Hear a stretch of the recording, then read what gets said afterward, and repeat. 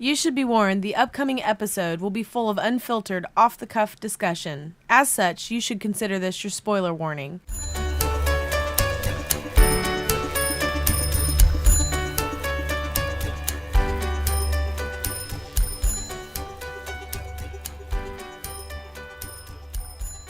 Hello, listeners and viewers. My name is Kyle. And I'm Ryan. And when our powers combine, we form Experience Grind Podcast. The podcast where, for better or worse, for good or bad, we grind out every experience presented to us and give you our honest opinion on those experiences. This week's episode, I'm going to go ahead and say it was a grind for me to finish this. It was. We are talking about The Fisher King today from Terry Gilliam. In 1991. Yes. And neither of us had seen it before. Never. And that's a thing that I feel like we're going to try to incorporate more as we go forward. Movies that neither of us have seen. Yeah, we both go in blind without like any preconceived Which is great. I think ideas. it'll be a great thing. I mean, obviously there's going to be some things that are impossible, but it's something I look forward to, looking for movies that both of us have never seen. So I think we have another one coming up, if I believe, from my list. Which one? Well, do we want to go ahead. spoil it? Vertigo, right? Oh, yeah. The Hitchcock. Yeah, exactly. We both have never seen Vertigo, and it's one of the best movies of all time, according to That'll be IMDb, really good to get into. I do look forward to that one. But we are going to talk about The Fisher King, 1991, with Terry Gilliam directing, and it stars Robin Williams and Jeff Bridges. Yeah, and Amanda Plummer, Honey Bunny from Pulp Fiction. Exactly. That's the only thing. I was like, who is this? Yeah. I know her. And then I looked her up later, and I was like, oh, of course, that's what it is. That's all you've done. Oh. But before we get into that, this week has been pretty fucking amazing for movie trailers because... Why? Why is that, Kyle? Comic-Con is currently going on. To fully date this episode, it's Comic-Con 2016. Specifically San Diego. Yeah, Comic-Con. San Diego's Comic-Con. And it has been just... yesterday was just... it was 2 days ago now, I think. Yeah. Was just fucking blown away with an insane amount of trailers dropping. You want to go ahead and list them off, Ryan? Oh, man. All right. So I think the two big ones that people are talking about are from DC. Yep. And that is Wonder Woman. Yes. Which is directed by Patty Jenkins. That will be coming out early next year, like the early summer blockbuster. And then the other one was we actually got footage from the Justice League, which is surprising because that just started shooting, and it's probably about a year or two away. Zack Snyder's directing again, but this time Batman and Wonder Woman are joined by The Flash, Cyborg, and Aquaman. And it seems to be Batman. I guess we'll just let's the talk crew. about those two before we get into the other ones and list them off. But I hated Batman versus Superman. I know you did. I was no fun. I enjoyed it for a bit, but I'm also more in the camp that like it was not a great movie. Yeah. And you can hear more of our thoughts if you go back and listen to that episode. It's a really good episode. We have our friend Nathan on. I have heard a lot of good things about the extended cut, however. I think that's some publicity hype happening. People are getting overhyped. It's been from friends that have watched it that I trust their judgment that have said like, you know, this actually holds up better, and I can't believe that they released the movie in the state that it was. I've not seen it either. I have not, but I have no interest in going back to I think movie. I will, and I'll make the decision for you. But if you should. Okay. Yeah, I was gonna say like some of my friends who seem like right on my level about everything, like especially the big ones recently.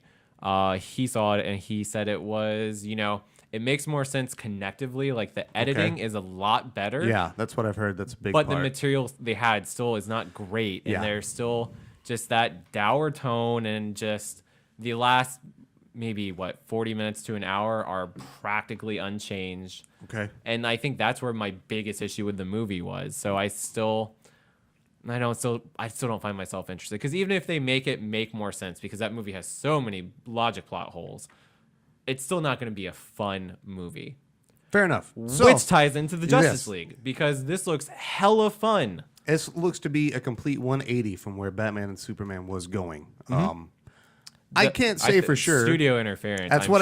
I've heard that's the big rumor, is that Zack Snyder is on a tight leash now, which I think is for the best, especially for something of this caliber. Marvel seems to be okay with letting things run a little looser, and it helps them out. But Usually it's their better movies. Yeah. Like Guardians of the Galaxy was let loose, and Avengers, the first one was let loose. Like those are some of the best. But Batman and Superman is definitely not one of those. And I think Zack Snyder definitely needs some control. Somebody from outside telling him, nah, let's... So this trailer has a completely different feel. Yeah, From it's Batman, Superman. light. There's colors in it. It's jokey. There's banter between the superheroes. They're not being just bro dicks. They're like, they seem relatable, and that's something that is not in Batman versus Superman to me. Is I can't relate to either Batman or Superman, and even people who like that movie. Can you relate to those two? Batman, it's hard. To me, in Justice League, he almost seems a bit cheekier. I mean, he's still hardcore Batman and still has that edge, but he seems to... He's not so goddamn brooding like he's been for the past decade with Christian Bale. I'll tell you what it is. He seems more like Nick Fury. Like it's the kind of seriousness with like a slight joke. Yeah. There, because he tells jokes in this trailer, and I really enjoyed everything I saw. I'm still. The only niggling thing is I know some of the this bothers costuming, you, which is I don't it's think so it looks funny that this good. bothers you because I don't mind, but I Yeah. know I was all up in arms about Spider-Man and that's true. Captain America, Civil War. I did not like that costuming. I thought it looked a little bit silly and jarring. Oh, yeah. And you feel the same way now about the Flash's costume, whereas I'm okay with it. It's So, not silly as much as it's over designed. Like it's almost like an Iron Man suit for Flash, and it just doesn't look good. Like, Flash is speed. It needs to be sleek, not bumpy and not bulky edgy too. and bulky. Yeah, and so there's just some costuming stuff I'm not crazy about. But other than that, like I'm looking forward to this. And more so, Wonder Woman I think is looking really fantastic. Wonder Woman looks like it will be great in spite of It being Captain America, the first Avenger. more In spite of of Gal Gadot's there we questioning go. acting abilities. There we go. I think Wonder Woman was incredibly miscast with Gal Gadot, and especially Agreed. now leading an entire movie. I'm curious to see how this is going to play out, like with her, because I mean, in Batman I was Superman, hoping for like Gina Carano. Gina Carano would have been a great Wonder Woman. Yeah, I think people would say like, "Oh, I don't know her acting ability." I think she's at least as good, if not better, than Gal Gadot. in what and I've she seen. can. And she looks like physically intimidating. Like Gal Gadot looks more like a supermodel. And the with Gal Gadot speak, I mean, it's very obvious she has an accent that she's trying to hide. yeah, There needs to be and I'm sorry, call she me shouldn't hide nitpicky. it. She should either you shouldn't try to hide it. If you're not good at like changing your accent, like Wonder Woman is an Amazonian from a made-up mythical island off like in the Greek island somewhere. She can have an accent, but that they're hiding it, I can see that. And the fact that she's not hiding it well, it's either do it all or do it nothing. Like Henry Cavill, as he's a Brit, you would never know when he's Superman. So many of these superheroes lately are British. Christian Bale is fucking Scottish, I believe, or Welsh. You would have no idea that that dude is not from America in most of his movies. Yep. But Gal Gadot, it is glaringly obvious that something is off here. So She's done 2 Fast and the Furious movies and then moved up to this. And I don't know. this also stars Captain Kirk, I saw from Star Trek. Yes. His name's escaping me. Chris Pine. Yeah, Chris Pine as a World War I fighter pilot, which Yeah. looks interesting. Telling jokes. Again, Yeah. there are jokes in this trailer. It's bright, colorful. Like her outfit has color to it. Yeah. It's not fucking The sepia tones. Like the in- outfit does look so fucking good. It looks like the classic Wonder Woman, and it's also a bit of the more modern Wonder Woman too. She has the armor-plated skirt almost. I was very excited to see her using the lasso in this trailer. Yeah. which she did not use in Batman vs Superman. I don't recall. I'll She say just had the Sword of Hera, I believe. Yes, yeah. Yeah. The action looks a lot better too. Like Zack Snyder knows how to direct stylish action, but I found it kind of lacking in Batman vs Superman. Outside of the one awesome Batman scene, I totally agree. Yeah, that Arkham style or yeah. Arkham influenced Batman scene. Yeah, I agree. The warehouse scene was completely fucking agree. amazing. But yeah, I totally get you. But there, so the way she's moving around just feels so unique. It's almost like a kung fu movie, like on wires. Like it's very floaty, but it just feels like something you haven't seen.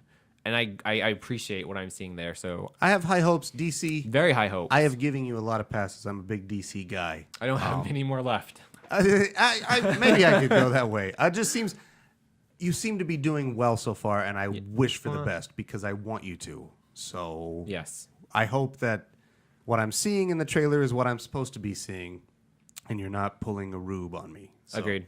After Batman vs Superman, I said I was done with DC, and now because of these two trailers, I'm interested again. So not only DC, Warner Brothers, which is related to DC, they had some good stuff too. What did they release? Well, the Lego Batman trailer. Yeah. The Fantastic Beasts and Where to Find Them, the Harry Potter follow-up. Which is not. I don't really care, but I know that movie's going to be huge. Yeah, I mean, I never read the Harry Potter books. It came like right when I thought I was too old enough for them, so I didn't read them. And then when I found out I could have read them, it was too late. And then like the movies were almost wrapping up. It's like I don't fucking care anymore. I listened to all of the audiobooks after they had the first 6 had released, and because I thought the same as you, I was like, oh, this is kids crap, this is garbage, I don't care. And then when I worked this really dead end annoying job, I listened to audiobooks all the time, and I downloaded all those, and I was like, this is fucking amazing. So I would absolutely recommend them. I'm not a Harry Potter nerd like a lot of people are, but it is really well done. What do you think about the movies? I've only seen like the first 2, and they're okay. Well, those aren't the. Yeah, I've seen them all now. It gets a lot better. Yeah, Christopher I know. Columbus does the first 2, and I guess he was a good director at some point, but I can't think of a single movie I've loved of his. Yeah, no, I'm thinking Cameron Crowe movies I like, not Christopher Columbus did nothing I like. There you go. Yeah. But after that, you get really inspired directors like Alfonso Cuarón directed the third one, and then David Yates takes over and he does something interesting. But this new one, it's not a Harry Potter movie. It's set before then, but it's in the world. It's in the universe. Yeah. It's got Colin Farrell. Yeah. I forget who the chubby guy is, but he looks to be Dan Fogler. Yeah. And I'm trying Eddie Redmayne. Was he in Balls of Steel or Balls of Fury? Yeah. With Christopher Walken, the ping pong movie. Yeah. He was pretty good in that. He looks like he'll be very enjoyable in this. I think he'll be the one I like. Dan Fogler He's has really been hit or like miss. Yeah. he's been somebody I've wanted to like and I've never been able to like. Like I like what he's trying to do, but he never either he's not given funny enough stuff or he's not funny enough. But it's never connected with me. I think generally what my problem with him has been is that he's always been in like that niche B crude movie. It's like he's like poor man's Vince Vaughn. Let me just say. I think. Yeah. You know, he's a little bit more screechy and shouty like. Yeah. But when he's it's almost like Chris Farley-esque, like that almost, yelling. Yeah, but he's not nearly that caliber either. But in this one, it seems to be a little bit more serious, where he's just a fish out of water, but not in a vulgar, silly way. Yeah, and it looks enjoyable. Agreed. It looks fine. Yeah. I don't really have much to say about it. But So. I don't know. What was there anything else that WB came out with? Those are the only 2 I remember. Were they not? Are they not also Kong? Oh, are they Kong? I think they might. I don't know if they are or not. There's another one that's WB. I want to think it's Kong, but it might not be. Let's just say, fuck WB and move on to Kong, Skull Island. If it is, cool. If it's not, we fucked up and we don't care. So Laura and I went through all these trailers because I was super excited, so I kind of have to make her excited. She likes some of the stuff, but we saw Kong and we were like, what? And we just had to click it to see. And after we were done, I was like, if you would have told me this morning there was a Kong movie and I'd be interested in it and excited for it, I'd slap you in the face because you're lying to me right now. So I take it you did not like Peter Jackson's. It was fine. It was overlong. It was overlong, but I still enjoy it. Yeah, it had some really enjoyable. It's more to me as a love letter of the original Kong. Yeah. Less of. I mean, it is sort of an original take, but it's more. You can tell it's kind of slavish to the original. Yeah, you can tell Peter Jackson really liked the original and wanted to. Yeah, and it just pays pretty more much homage redo to it. that than takes more risks. Yeah. So, but it was a big event, big CG, big feature, and before I saw this trailer, I was like, I don't want to see you just do another King Kong story where he goes to New York and it's the same thing we've seen over and over again. Like, I think even though it was probably over 10 years ago now, Peter Jackson's King Kong is still very fresh in my mind. Like, it was big enough that, like, it feels like it doesn't need to be rebooted yet. And this is not a reboot, though. I should make that clear. Not, and that's why I'm excited, because I literally knew nothing about this going in. I've seen it on websites, and it's like I don't want to even click to learn information. Like, I just don't care. But it looks like it's pretty much all on Skull Island. Like, it is. They're not showing a lot, and I didn't know the actors involved. It's got some big names. Oh my God, Brie Larson, Tom Hiddleston, Samuel L. Jackson, John Goodman, and there was like another guy. I can't quite remember either. But there was another guy who was also a big heavy hitter. And you have all these fantastic actors with what looks to be like Apocalypse Now with a giant monster. Yep. I'm in. Like, some of the scenery and shots were just beautiful in this trailer. It's very bright and very colorful, which is great. And did you notice how fucking massive King Kong is now? Yes. And do you know why he is that massive? Radiation. No. Because this is the next cog in a wheel that is leading us to King Kong versus Godzilla. That is why King Kong is so massive now, because they had to scale him up to fight Godzilla. So we had the remake of Godzilla, or the newest one, by Gareth Evans. Gareth Evans. and now we have Kong Skull Island. Then we will have Godzilla 2 in 2017, and then in 2020 we will have King Kong versus Godzilla. Oh, I didn't know that. And that is why Kong is so fucking massive now. Were you a big fan of Godzilla growing up? Oh, yes.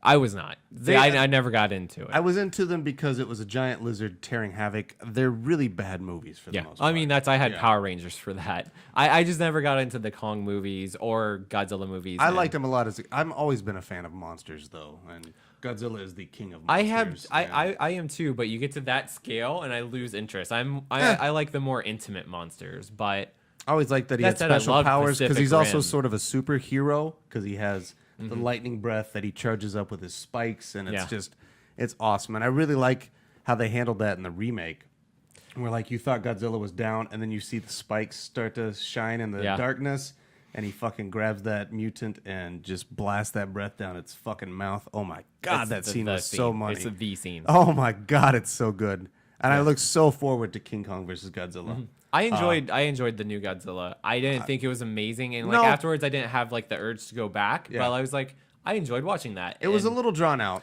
I hope the sequel's even better, and if they're doing something with Kong, I hope it's fun and not just like Freddy versus Jason. All Godzillas is that Godzillas are a cock tease, because you watch Godzilla, you want to see fucking Godzilla, but every Godzilla movie has to focus on the human aspect of it and how humans are reacting to Godzilla. Nobody fucking cares about humans, man. They want to see Godzilla kicking ass. That's all people are there to see. I mean, that'll be in the Kong versus Godzilla Absolutely. movie. That is what that's why I'm really pumped about that, because it is total fucking fan. Oh, no. I'm saying support. Hollywood is going to make it people focused. There's going to be a you Kong think so? versus Godzilla movie, and it's people focused, like Alien versus Predator, like every other versus Freddy versus Jason, like all of these other I'm hoping ones. for more fan service by the time they get there. They're like, all right, you know what? This is King Kong and this is Godzilla. God damn it, they're just going to fucking fight. And there's hopefully going to be like 2 or 3 nice, really big fucking brawls between them. And something's going to happen. Godzilla wins in the Japanese version. King Kong wins in the American version of that from the old days. Yeah. That's the way that kind of goes. Yeah. That's a fun idea. Yeah, it makes sense. But I look forward to that. So that's that one. Kong Skull Island. Very, very pumped I think it on looks that. I think it looks amazing. Actually, and you'll notice that throughout all of these. I think all these trailers really were very, very fantastic. Yeah. Spoiler alert. It was killer. They're great. So that leads us to other movies. I think I don't think we only have one left, right? I think it's just Doctor Strange was the only other movie trailer. And I loved it. Yeah, I loved it. Again, Marvel is really into taking risks. Yeah. They seem to be taking a very big one on this one. Doctor Strange is Such well an known, obscure but not so character. well liked, I guess. I mean, not that he's not liked, but like He's people never don't. Yeah, the first pick for No. anyone. Nobody ever says Doctor Strange is my favorite. Nobody says that. no. People said Ant-Man were their favorite. Like long before Marvel decided to make it a movie, nobody has ever claimed Doctor Strange. He was great in Marvel's Ultimate Alliance, though. You could turn people into boxes. So that game is all about like beating people up and getting the higher score when you're playing multiplayer. So you turn them to boxes and you null out the other person's chances to get points, and it was fantastic. That's really I got dick. into so many fights because of him. Doctor Strange, character nobody cared about or wanted, and it looks fantastic. They not only cast it to the nines, Oh my god, I can't like. but the cinematography, it's like those incredible mind-bending Inception shots, but people are fighting through that, and that's going to be just visually so inventive and different from any other comic book movie, and I'm very excited for this. The nice thing is that it is an origin story, which generally are annoying because you know the origins. It's going to work well in Doctor Strange. My one worry is that, again, bloat. How are they going to fit all of this? Because it shows Yeah. him like not being Doctor Strange and then discovering, then training as Doctor Strange, and then being Doctor Strange with these mind-bending mythical powers. And Well, I heard this movie deals with time travel, so I Okay. think it's going to do Okay. it in a very creative kind Okay. of way. Cool. Which makes me not worried as much. But goddamn Benedict Cumberbatch, I'm going to watch this. This is Oh, gonna be, and Chiwetel Ejiofor, like I loved him ever since I saw him in Serenity as the villain. Like I was like, this guy has fucking gravitas. Like this is a pretty. I don't want to say it's like it could have been a one-note character. It wasn't written that way because Joss Whedon like did a fantastic job with him, but like he delivered more than anybody else in that movie. So he's in it, fantastic. I think Tilda Swinton is a very interesting, brilliant choice. Yeah. For the Ancient One, and the villain Mads Mikkelsen, it's great. He was the villain in Casino Royale, Le Chiffre, and as Hannibal in the show Hannibal. Yeah. He's been doing fantastic work, and he looks crazy cool in this movie. Like the breaking away of his eyes, Yeah. like some kind of demon or like Something's breaking. yeah. I don't know. It's a great effect, and I think he's going to be a menacing villain, and I look forward to that. So I guess that's all. He will of- be defeated, though. We will never hear from Yeah. him again, and people will say Loki's the only good one. Loki is a really good villain, but yeah, I get what you're saying. Except Some for need the to stick Netflix around. shows. Yeah. And speaking of the Netflix shows, we got the trailers for Luke Cage, Iron Fist, and The Defenders, Yeah. which is the culmination of Daredevil, Jessica Jones, Iron Fist, and Luke Cage all getting together to fight what is presumably an army from the Hand. Have you seen any of the Marvel Netflix shows? No. I need to. You need to. I because- hear nothing but good things. Again, it's just, man, sometimes time is a thing. Yeah, it's and their commitments, like they're 13 hours. That's per a nice season. like, luckily, I don't think Mandy is interested at all. So you can when get I at do your start pace, them, yeah. I can just fucking burn through them. But yeah, it is absolutely on the docket. It will happen. It's just, it has not yet. So Yeah, they all range from really good to fantastic. Again, it's all episodes. Netflix stuff, too, It is. so, It's yeah. really good. But people complain about Marvel villains. All of the best ones are in those Netflix shows. You got Vincent D'Onofrio as the Kingpin. You have David Which I do Tennant love. as Kilgrave, the Purple Man, and Jessica Jones.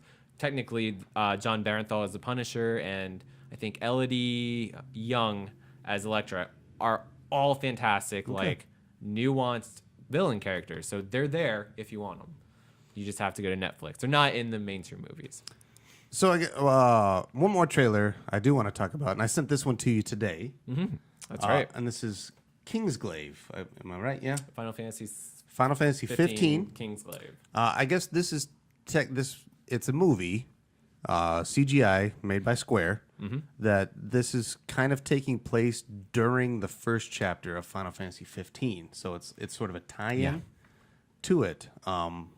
We see the king, who is the king that was Is Noctis's father? killed in the beginning of the I guess one of the he's trailers. filled- if I remember that correctly.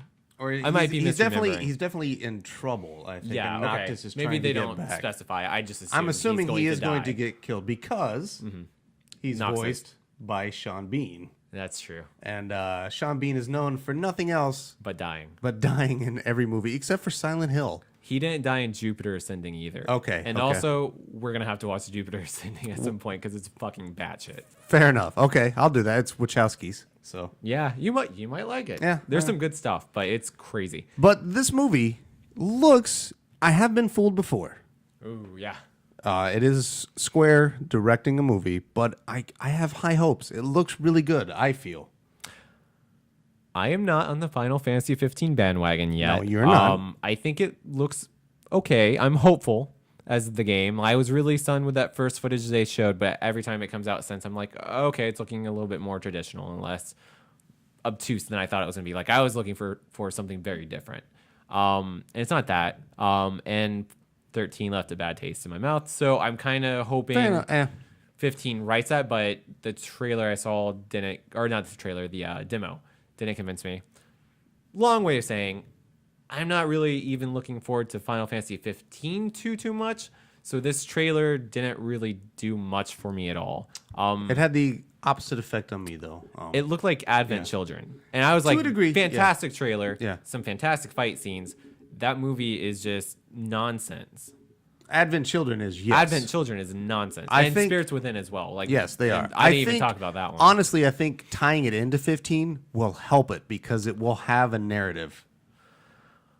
Maybe, but it is a prequel, and it could be just completely needless for a character that maybe presumably dies at the very beginning of the game as your impetus for going out and avenging him or whatever. I don't know if that's what happened. That's what happens. I think it probably is going to. I just don't think. I don't think Final Fantasy's story is just. They're very convoluted. They're convoluted and they're I complex, totally agree, and I just don't but- think they can work in under like 2 or 3 hours. Like, I think you get into Well, that. that's why I think It this just becomes will work scenes. because it's not going to have a conclusion. Because, like I said, from what I've read, this takes true. place during Chapter 1. So it's more of what's happening while Noctis is not there. Okay. So it's not so much a prequel as it is a side story almost. But I do love this has some star power in it. Yeah, which, I was gonna ask what made you interested in the trailer. Like, what made it Well, made you really excited? I am completely unabashedly super pumped for Final Fantasy 15. As much as a Star Wars guy as I am such a Final Fantasy slave. Like I don't care. I loved 13. I am in the extreme minority. I understand, and that's fine. I loved it. I've loved every Final Fantasy that has ever come out. I'm excited the fact that this one is being helmed by the guy that made Kingdom Hearts. And so the fight style is more in tune with that. And I love Kingdom Hearts too. I do too. So I'm very excited about I do that. too, though. They're doing the same kind of convoluted stuff. Where it's like, why do we have Kingdom Hearts 2 and then 2.5 and then, And then 2.8? 3, 4s, and yeah. It's ridiculous. It's like, just tell the next tale and don't like add more shit into the narrative you already have. So that guy was in charge of that stuff, and I think Kingdom Hearts 2 narratively is not great. I think fantastic gameplay and world Yeah. and everything, but the narrative's not great. So him being the game director of a Final Fantasy does not instill hope narratively for me. I think a big part of this movie too is the fact that like Final Fantasy 15 has been in development for a long, long time. It was originally tied into the 13 universe. It was going to be versus 13. It was Oh, Final that's right. Fantasy versus 13, Yeah, that's and right. then it has taken so long that and I think it is much better move to they've given it the number. It is Final Fantasy 15 now. But I think at its core, this movie is maybe a hope to recoup some more of that cost. That's what I was. Which, kind of as long feeling. as it's good, I'm fine with that. yeah. Get what you need out of it. I do like the fact that it's got Sean Bean, it's got Lena Headey, and it's Headey. got Headey, sorry, and it's got Aaron Paul.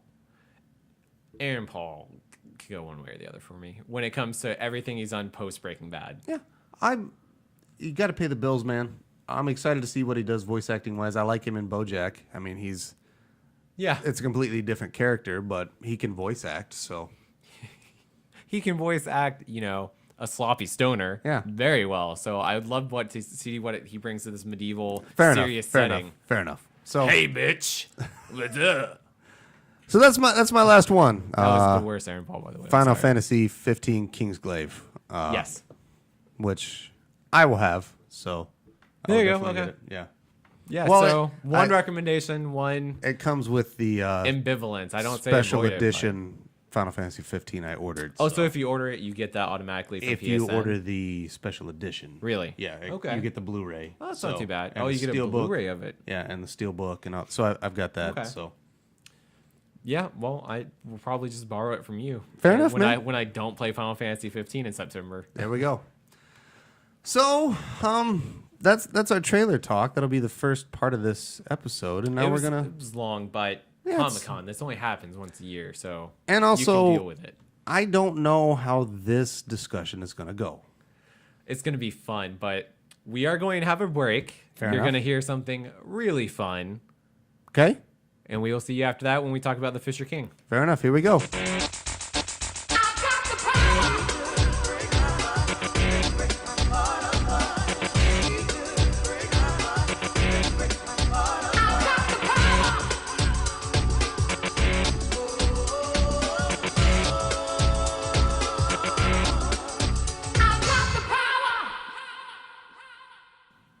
All right, so that song that we just listened to was "You've Got the Power," which plays I guess, a central role in this entire movie. You could say thematically. Yeah.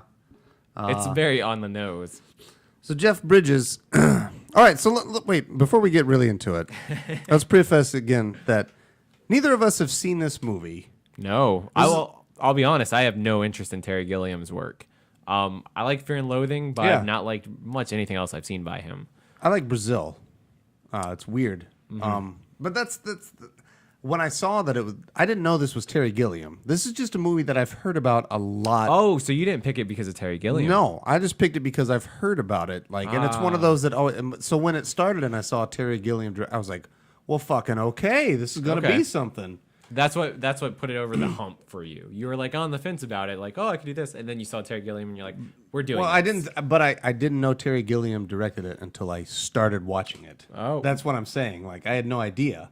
Oh I my just knew gosh. The Fisher King was this movie that I've heard people talk about almost my whole life. And I didn't even know Jeff Bridges was in it. I just knew Robin Williams was a big part. Okay. And so when it See, I really, knew right away. So Yeah. that this came after Fear and Loathing in Las Vegas. I was like, oh, that makes sense. This is just well, something it didn't Kyle come didn't see in after his it though. filmography. And After in the process of recording these episodes. Like, yes, after we exactly. talked But about- this movie came out in '91. I think Fear and Loathing was '97. I don't know the year. I think so. It could be. But it's crazy. I don't like. I did not like this movie. Not even at all. When it was over, I was like, man, what the fuck? There were no redeeming parts to it for you. No, honestly, not. Interesting. Not at all. Like, no. And it just kept getting worse almost, to be honest. Yeah. I don't think I was as negative as you were about it. There were definitely parts that I thought were really bad. Yeah. But there were also some moments that I was like, oh, I see what they're going for. And like, it's like they almost get it, but they don't quite. Like, I think you've mentioned the two stars, Jeff Bridges and Robin Williams. I think they do have this weird kind of chemistry together, and it works sometimes. Like, sometimes it really doesn't. I think Jeff Bridges is the complete wrong person for this role. Good. I'm glad you said that. Yeah.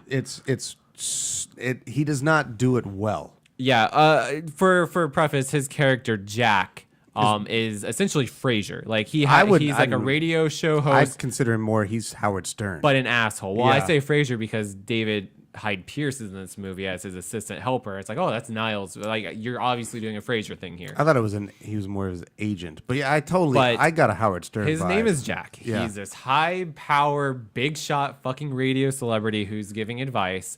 And this movie, in its symbolism and everything, is just so on the nose. Like, it starts with "Hit the road, Jack, and don't you come back no more." And then it's like, okay, so first music cue that's like way too on the nose. And then they start the "You got the power," which is white man with money. He's got the power. Like, it's just so Well, it's also a big art school 101-ish. Like, it beats you over the head with yes.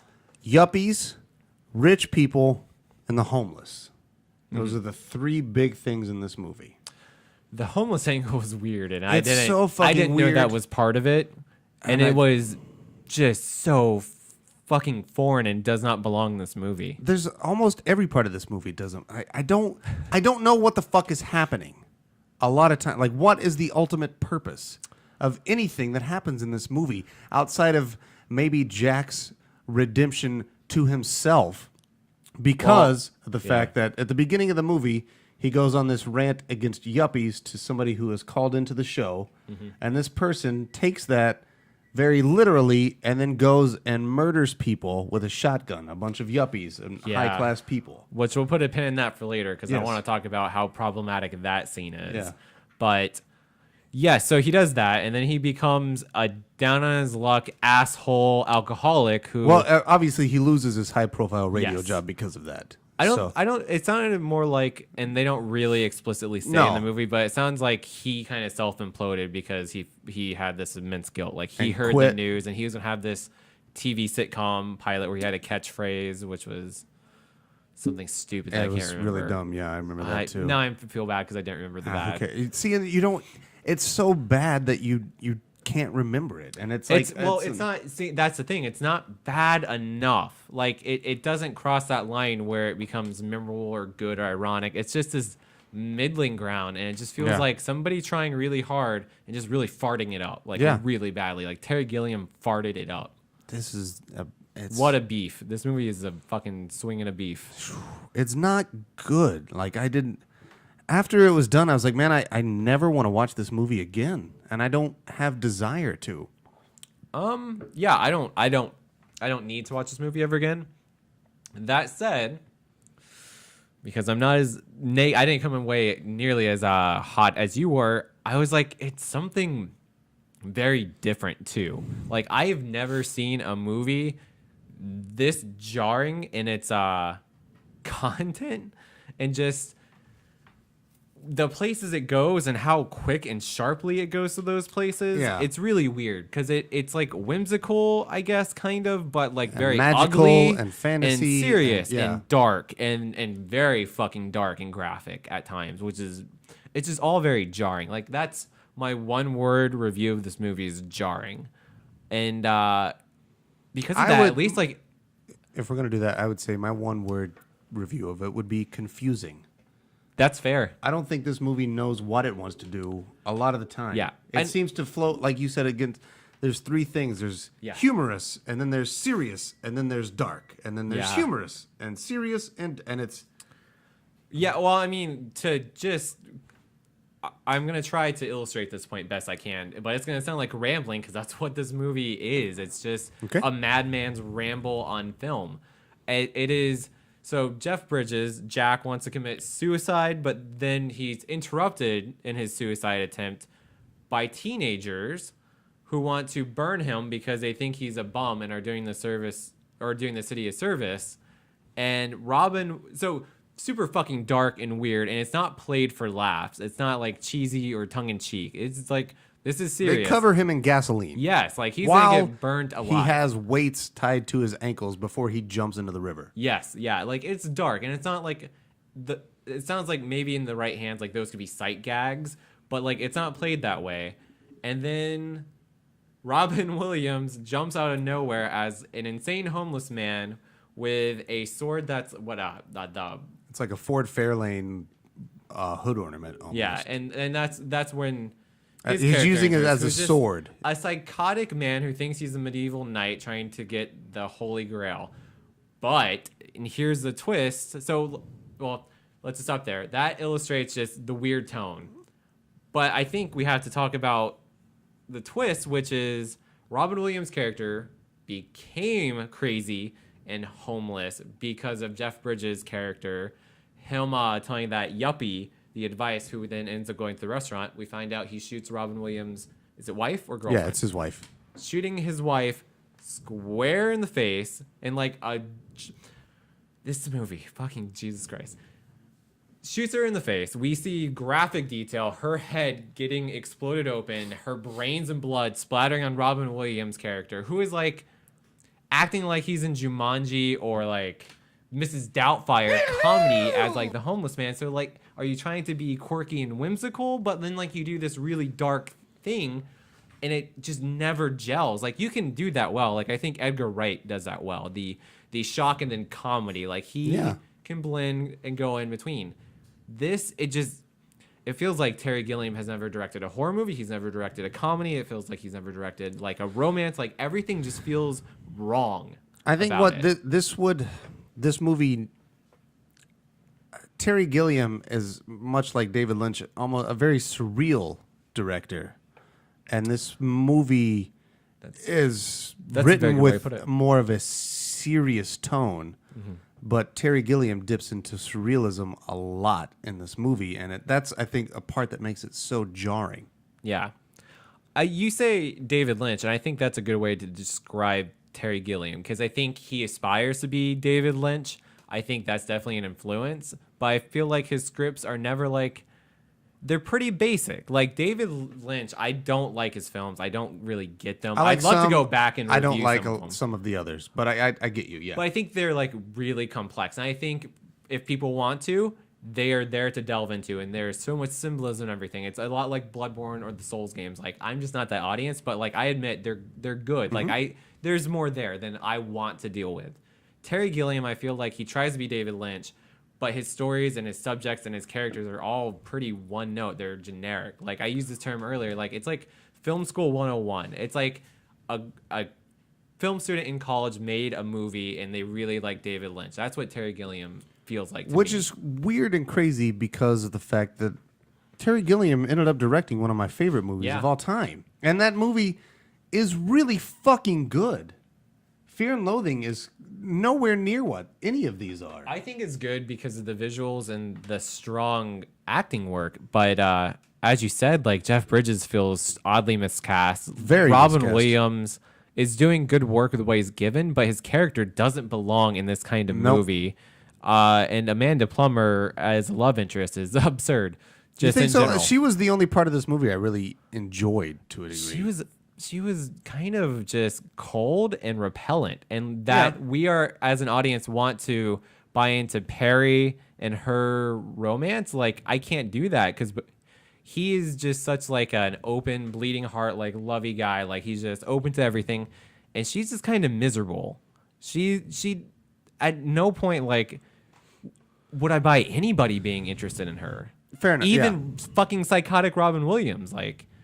And I will say that is one of the first big turns because all of a sudden, like that turn comes like 40 minutes into the movie where you come upon Robin Williams sitting on the car. Yeah. And it's at no point had I even fathomed that this was turning into some weird love story between Robin Williams and his crush on Amanda Plummer. Like, again, it's very jarring and confusing. It comes out of nowhere. Yeah. And then it becomes the central theme for the middle part of the movie.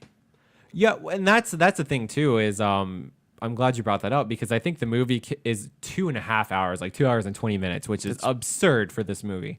But, like, the first 40, 50 minutes are clearly one type of movie. Mm-hmm. And then the second are another type of movie. It's that screwball comedy romance. Yeah. And then there's like another 40 minutes, which is like, Jesus Christ, he's going into a coma now and he has to go get the grail. So it becomes this dumb adventure movie. That is the most, at that point, I was just like, I was want done. This movie to end. I was done. As soon as I saw him grappling up the side of the building, I'm like, why is this movie not fucking over? And he's in Robin Williams' previous homeless man outfit. And then for no other reason, he somehow ends up saving the dude's life that tried to kill himself that has had no involvement in this movie. Just happenstance. It's so fucking stupid. It's plot for the sake of convenience. It's not plot that makes any kind of sense thematically or narratively. It has no relevance on the fucking thing. Who cares? Like, that guy being there and committing suicide could have just as easily been a completely empty chair. It has no relevance on the plot, no relevance in the story. It has no outcome. It's agree. a fucking headline in the newspaper the next day that is glanced over for like 2 seconds. What the fuck? What is going on, man? Yeah. I mean, all right, so you're saying this, and it's like the story is not confusing. Like, it's a very simple story. It's just there's no reason the story should take these turns. Yeah. But it's not confusing. It's not like David Lynch where you're just like, what am I watching? Like, I can't figure this out quite there. I think it's very basic. It is. Why is he wearing the fucking costume to go get the thing? Because it's thematic of the King Arthur stuff. Like, for some reason, this was his influence. Like, that Red Knight, everything. Terry Gilliam just wanted to have a very Robin Hood feeling movie, or like a King Arthur kind of fantasy movie. So you have him come out with a sword, almost like Arthur. He says, "Don't you know who I am?" And that's his Excalibur in his hand, which is the Ford bumper or whatever. And it's just, there's that theme there. So, I mean, that's why he does it. It's for nothing more. And that's the thing, is like, Terry Gilliam is visually directing for the sake of visuals, not for real themes or weight. So why? And this again, what the fuck relevance does that shitty trophy have to do with awakening Robin Williams from a coma? It has nothing to do. It doesn't It's make just sense. trite bullshit. Yeah, it's complete fucking hackness. Yeah. I mean, you could say, well, the story of the Fisher King, and that's the name of the movie. I have it written down because I would not remember it. Yeah. Otherwise not. But it's a little boy spends a night alone in the forest to prove his worth as the king. In the forest, there's a fire, and out of the fire appears the Holy Grail in this mystical voice that's we're assuming is God or something. And he says, "You're the keeper of light for all men." He starts to feel invincible and like good, like he's doing the right thing. He becomes a king. But over time, he's wounded, he reaches for the grail in the fire. He burns his hand and he gets down on it. The grail disappears and he doesn't know what happened. He doesn't feel anything. So he's wounded. He grows old and cynical, and he's not able to feel love or happiness as a man. So he's on his deathbed, I think. A fool wanders into the castle, just a simple fool, sees the king alone, and he says, "What ails you?" The king says, "I am thirsty." The fool takes the cup from the side of the bed, gives him water, and his wounds start healing miraculously. The king says, "How did you find this grail?" The fool says, "I don't know. I only knew that you were very thirsty." What a fucking stupid parable from a stupid fucking writer. And Robin Williams carries it like it's some great importance. He's like, "I just always thought that was beautiful." It's like, it's basic. Yeah. It's fucking basic is what it is. And so you could say, going back to why I got in this tangent in the first place, that he brings the grail is he's the Fisher King. Like, he's bringing that love to him. I guess, maybe. I guess the compassion, and because it's very basic storytelling, it's like the kiss from the prince in Snow White. It's just plot mechanic. It's not good. It's like, again, this is why I say film school 101, because it's not well developed. The symbolism is confusing and muddled at times. Like, it could mean this, and I see where he's going, but it's basic, and the movie thinks it's so much better. It thinks it's a lot deeper than what it is. Yeah. It's got its head up its ass. It's very pretentious. And it's very basic. Yeah. Is I wish it was pretentious. Like, David Lynch films are pretentious. Yeah. Like, who was the one guy we were talking about earlier that's very pretentious in filmmaking? Lars von Trier. Yeah, Lars von very Trier. pretentious. Like, love or hate his movies. Like, I think there's depth in the movies. Whether you react to it or not, that's something. I did not find any depth in this movie. Here's the one depth that I did find, and I did pick this up myself, and then I confirmed it later on the internet. The Red Knight. Yes. The costume is really fucking cool. It's cool. It looks, and this is going to sound like it's a bad thing, but it looks like it came directly from like the Holy Grail, Monty Python and the Holy Grail. But it looks very handmade and earthy, but like also sinister and kind of. It's very sinister. It's very cool. It's a unique visually. It has a lot of red, almost, I'm going to say, spikes or poles that stick out on his back that almost are very wing-esque, and he has fire shooting out of the top of his helmet. Yeah. And he's riding a horse. He's always riding a horse. What I immediately picked up on this, though, and again, I said I'm very kind of a little proud of myself, but it's very heavy-handed. The Red Knight is obviously representative of the shotgunning of his wife. Yeah, I have that written down. So there's the spikes and stuff on his back represent the blood splatter. The fire shooting out is reminiscent of the fire spitting out of the front of the shotgun. Yeah. And Robin Williams is the only one that sees this, and every time he does, he becomes a riveling ball of mess. He can't do anything, and he gets very scared and runs away. And but I picked. Yeah. I was like, oh, that's very obviously supposed to be like a shotgun spray with the way it spreads out from his back and the fire. And then again, that is Blood what that was splatter maybe supposed even, to but- represent. So yeah. Yeah, no, I get that. That's good. But it's that very simple symbolism that anybody can do, where it's like it's red, so you're connected to blood automatically. And it is easy to pick up. Like there are some more intricate details, but I feel like there are things in this movie, symbolism wise, that it's just so basic. It's like when you watch a movie and there's a man in white and there's a man in black. Yeah. Which one's the good one? I don't know. Probably the man in white. Like it's just basic film knowledge. So like, and Terry Gilliam is just so blunt in this movie. Like when Robin Williams' character and Amanda Plummer are like connecting and they're interacting and they're starting to form a connection, they walk in front of a guy on the street who's sparking in the middle of the night. So sparks are literally flying because they're getting to know each other. Like this night reminds him of the bad night where he's covered in red of his wife, the blood, the shotgun. Like it's basic. I might have more, but I don't even have to do that. Oh, I got the power is just on the nose completely. Yeah. But like everything in this movie is so on the nose. So so much like it's so convoluted. It's so, it feels so sure of itself. But then when you watch it, there's a lot, again, so much confusion. I don't know.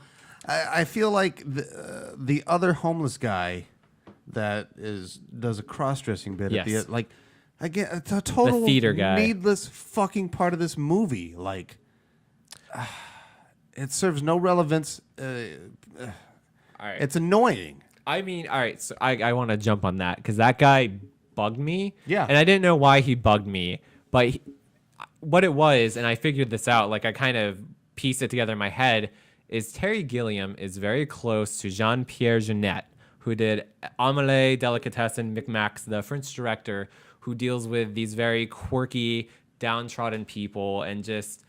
He shoots them in a beautiful light. Like he loves his subjects and he loves like these weirdos and freaks of nature and everything like that people get into. I'm not saying Amelie is a freak of nature. She's like just whatever. She's a weird little girl, but not.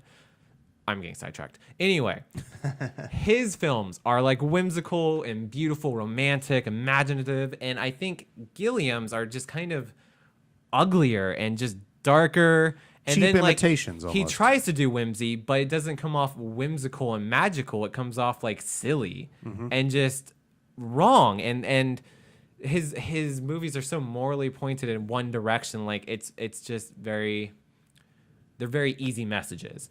And I got a lot of that in this movie. Like it's just, I don't know. There's just something wrong about his style in this movie. And I feel like this script given to Jean-Pierre Jeunet or something, like I think it could be good because he's made those good movies. He's made these movies. Even a David Lynch, man. Yeah. This movie would be crazy weird with David Lynch at the helm.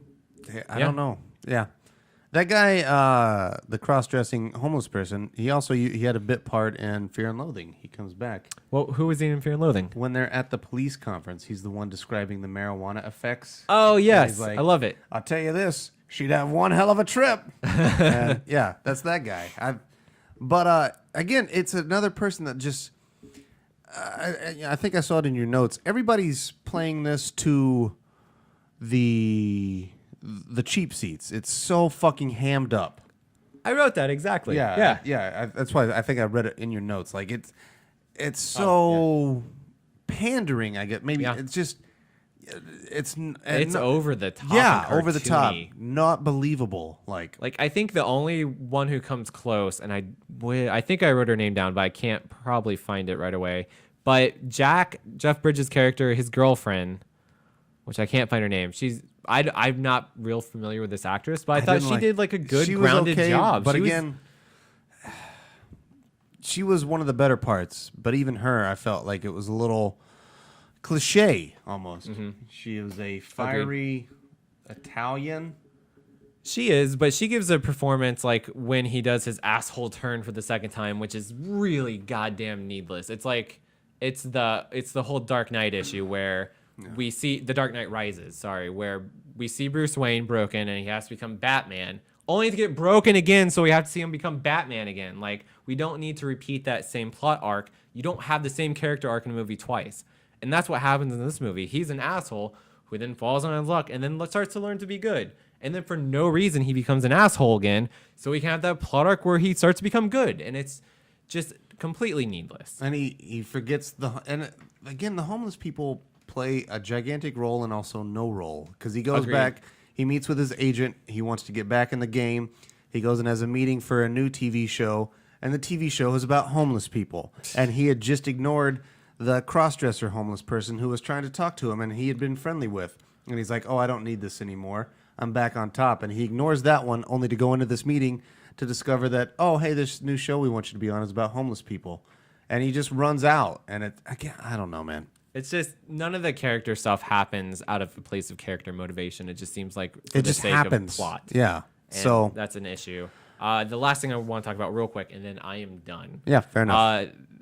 We talk about the story being kind of convoluted and bad. I think the dialogue is also really bad. It's not like, I think it's trying to be edgy and cool, but in that way, like, I don't know, the guy who did Boondock Saints does, where it doesn't quite work. It's like the dialogue in here is like Boondock Saints 2 All Saints Day, like with how cool they're trying to be and edgy. I have lines for you because I had to write down, and like, these are in the first 5 minutes of the movie, so I'm not spoiling anything, but like this set the tone for like, I'm not going to enjoy this movie because this is horseshit writing. Dialogues, here we go. How very un-60s of you. I'll remember that the next time you get excited by drawing pubic hair on Raisin Bran. The fuck does that even mean? That's when he's talking to his art girlfriend. So, yeah. Like, is that, or, haha, artists are so weird they draw pubic hair on Raisin Bran, and like, it's what a fucking dumb joke. I think Terry Gilliam's the guy who would draw pubic hair on Raisin Bran and then direct a movie about it for fucking 3 hours, way longer than it needs to be. Yeah. I was sitting on the John having one of those satisfying bowel movements, that borders on mystical, and then poop miming. He mimes poop. And this is Robin Williams.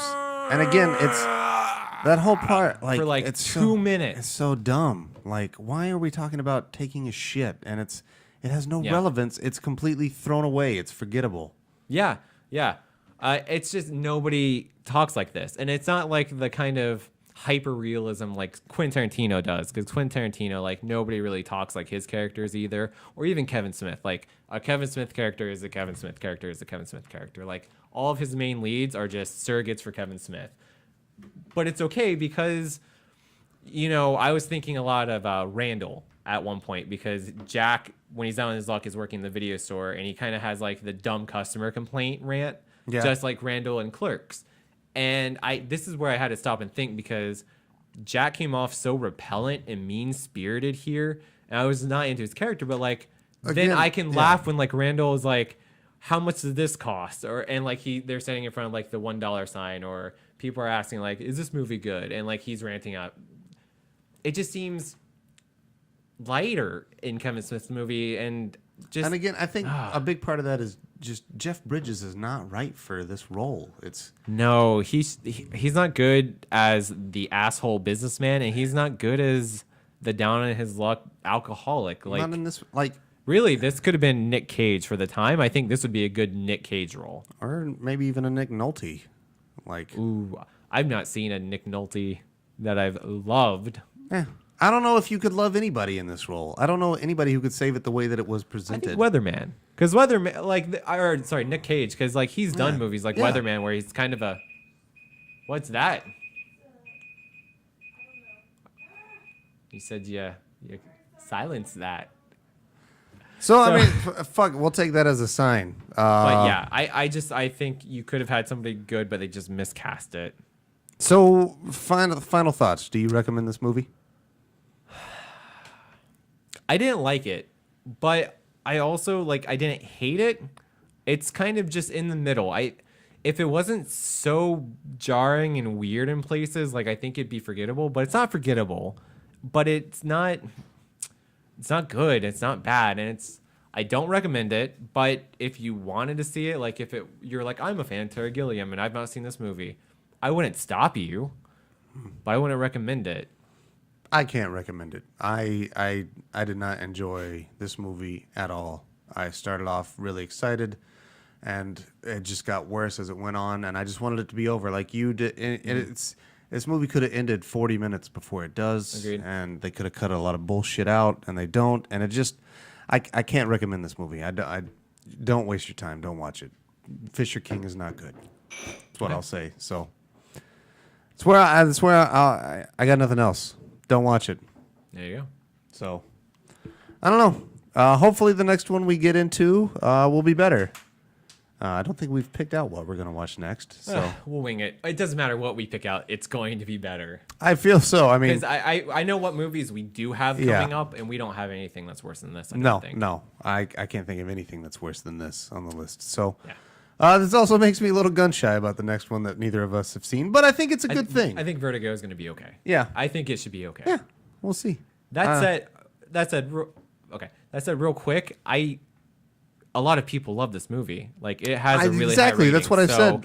Maybe I've heard good things my whole life about Yeah. it. That's why I was like, yeah, let's watch it. It's Fisher King. So maybe somebody out there will like it, and we're in the minority, but we just didn't yeah, respond to it. not us. I hope you like it if you watched it. If you've listened to this show long enough and your views fall in line with us, I wouldn't recommend this. So I wouldn't either. there we go. As always, we're going to take the time. Thank you guys for listening. Always. As ridiculous as it sounds, we actually do put a lot of work into this stupid, silly little show.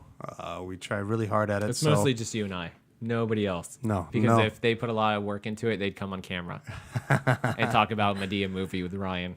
No, but, for real, any and all listeners that have listened or stuck around in new ones, thank you guys. We really do appreciate it. Mm-hmm. As always, we haven't got many, but I'm telling you, give us something to watch. We fucking love taking recommendations. It really gets us. We have one planned and going. Yeah. I just started Tales from the Borderland, so that was a request, and hopefully we'll talk about that pretty soon. And that's the beautiful thing about our show. We're movies and video games. So we take all requests. We don't care. Tell us something. If you got a fucking crazy idea for us to go out and do, we actually do those too.